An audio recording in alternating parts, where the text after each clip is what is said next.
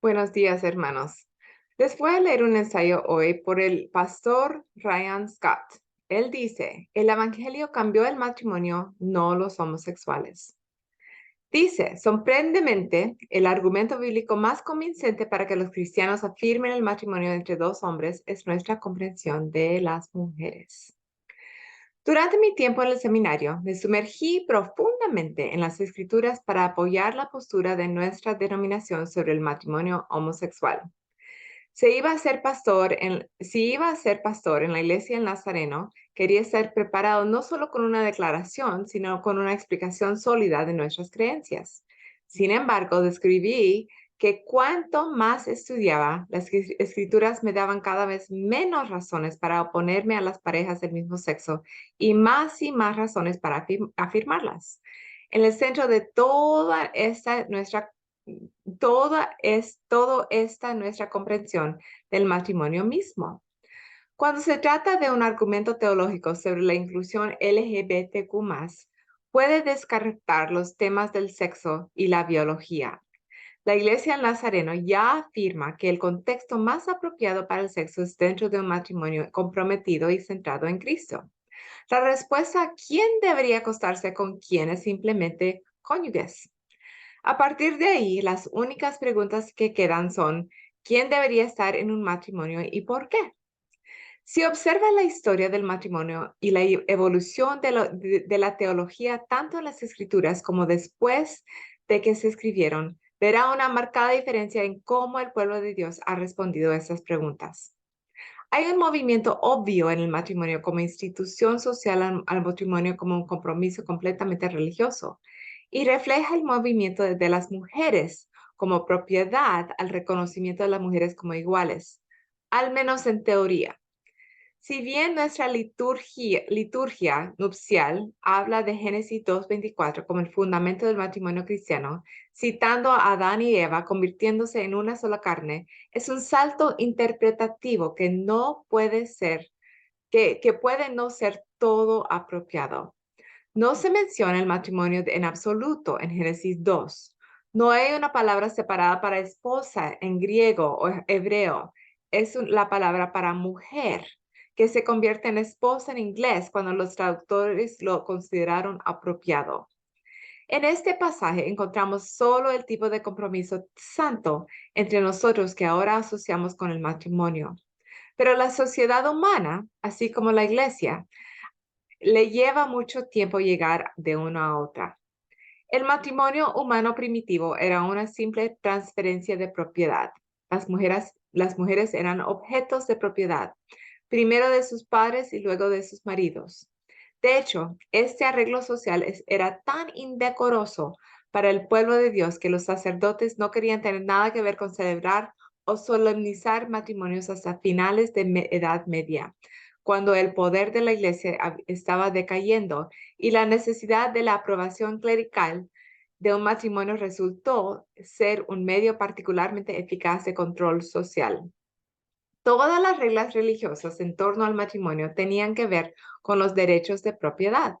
La fornicación era una violación de un padre por mancillar su propiedad, su hija, y el adulterio era una violación de un esposo por mancillar a su esposa, otra vez, un crimen contra la propiedad. No existe una prohibición bíblica del sexo extramatrimonial por parte de los hombres, siempre y cuando se observen esas otras reglas.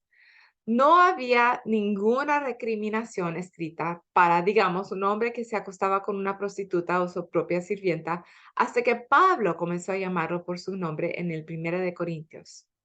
La ética sexual cristiana conservadora moderna esencialmente tomó las reglas de castidad bíblicas para las mujeres y las aplicó a los hombres, donde fácilmente podría haber ido al revés, que es esencialmente lo que parece la ética sexual cristiana liberal moderna.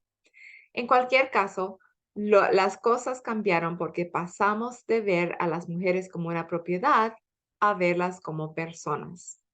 Gálatas dice que no hay judío ni griego, esclavo ni libre, hombre ni mujer. No es que esas distinciones no importen, que hombres y mujeres sean iguales, está diciendo que esas distinciones no son de grado. Los judíos no son mejores que los gentiles. Los esclavos no tienen un estatus diferente que las personas libres. Los hombres y las mujeres no son fundamentalmente diferentes en valor. Muchos usan este versículo para apoyar la inclusión LGBTQ+. Yo no. No creo que la inclusión pueda ser un contexto de prueba, al igual que la exclusión no puede derivarse de uno o una serie de versos.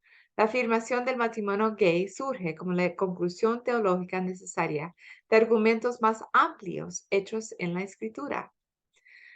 Nuestra comprensión del matrimonio ha cambiado debido a los cambios teológicos masivos realizados en el proceso de que el pueblo de Dios comprenda mejor cómo Dios nos llama a vivir. Vemos incluso a las escrituras hebreas, el comienzo de la analogía del matrimonio para la relación entre Dios y el pueblo de Dios que continúa a lo largo del Nuevo Testamento. La iglesia es la novia de Cristo y la fidelidad de Dios hacia nosotros se convierte en el modelo de nuestras relaciones matrimoniales entre nosotros. Pablo introduce la noción de reciprocidad en el matrimonio que fue trascendental para la época. Primera de Corintios 7 enseña que las mujeres comparten la propiedad, no solo de sus cuerpos, sino también de los cuerpos de sus maridos, y que la práctica sexual en el matrimonio debe ser de mutuo acuerdo. Está destrozando la noción que el matrimonio como intercambio de propiedad y reconociendo el aspecto relacional, algo que damos por sentado hoy, pero es un desarrollo relativamente reciente.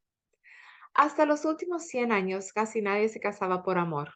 Claro, los cónyuges pueden haberse amado y ciertamente el amor puede crecer en cualquier relación en la que se fomente, pero el amor como motivación principal para el matrimonio ni siquiera fue contemplado en ningún momento de la escritura de la Biblia.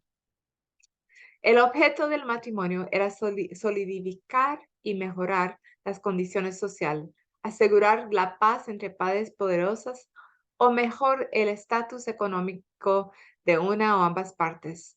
Eso se construyó principalmente en torno a tener hijos. El propósito del matrimonio era producir heredores, razón por la cual la esterilidad se ve como una maldición a lo largo de la Biblia. Durante la mayor parte de la historia humana, si querías amor, buscabas fuera de tu matrimonio. Esta es nuevamente la razón por la cual las palabras de Pablo son tan innovadoras. Los esposos amen a su esposa como Cristo ama a la iglesia. Para Pablo y posteriormente para la teología cristiana, el matrimonio no se trata solo de satisfacer las necesidades físicas de la esposa para poder tener hijos, sino de cuidarla como persona. Tu amado es el amado de Dios y debes cuidarlo como Dios lo hace, o cuidarla como Dios lo hace. Esta comprensión moderna, completamente bíblica y completamente cristiana del matrimonio se vuelve a leer en Génesis 2, cuando Dios declara que los dos se vuelven en sola carne. Entendemos un significado mucho más profundo de lo que nadie en el momento de su escritura original podría haber comprendido. Génesis comunica la necesidad humana de conexión y comunidad. No estamos diseñados para estar solos. Necesitamos socios. Nos necesitamos el uno al otro o a la otra. El matrimonio se ha convertido en nuestra mejor aproximación terrenal de la conexión para la que fuimos creados entre nosotros. Abrazamos la enseñanza de Jesús de Mateo en el reino.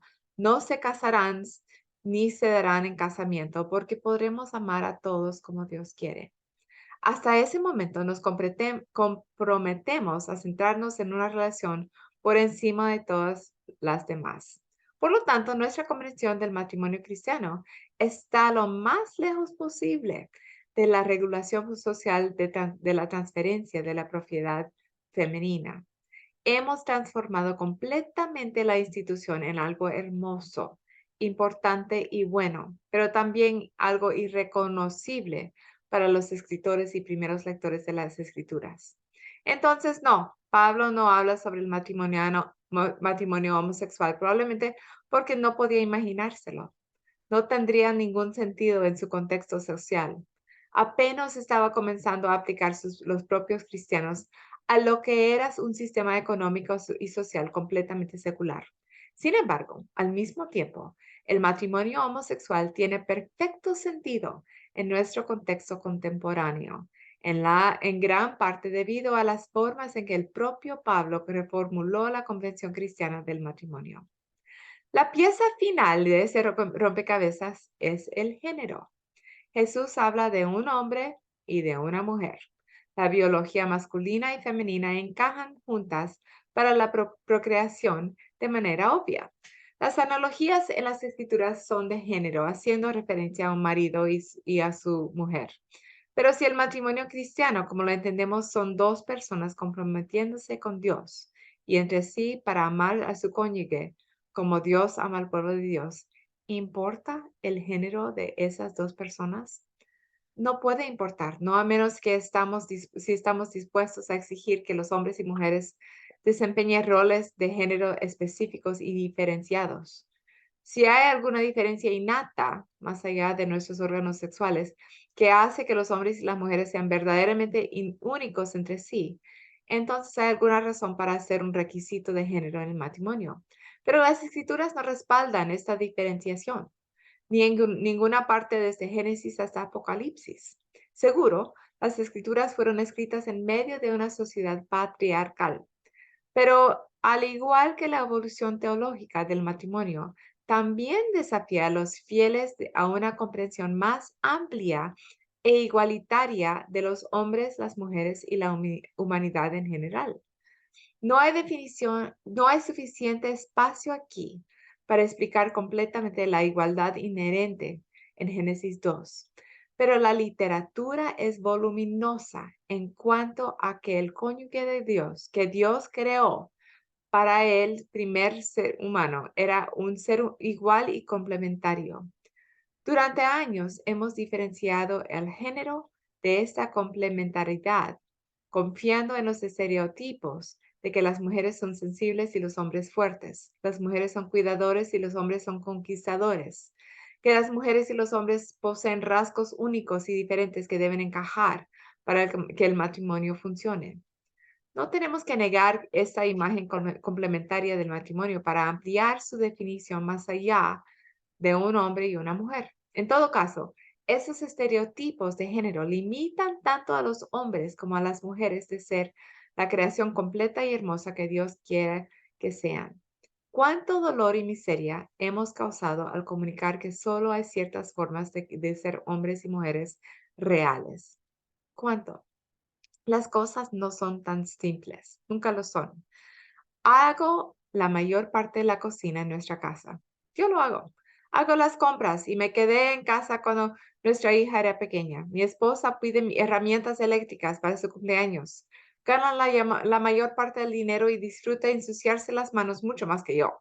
Sin embargo, ella también es la decoradora, en perfecta sintonía con la estética, mientras que yo paso gran parte de mi tiempo libre viendo deportes. No encajamos en ningún estereotipo de género o su opuesto. Somos individuos únicos que resultan ser hombres y mujeres. Lo que es más importante es que nos complementemos mutuamente en formas que hagan que nuestro matrimonio sea más fuerte de lo que cualquiera de nosotros podría ser por sí solo. Nos casamos porque estamos convencidos de que juntos podíamos hacer más por el reino de Dios de lo que podíamos hacer por separado.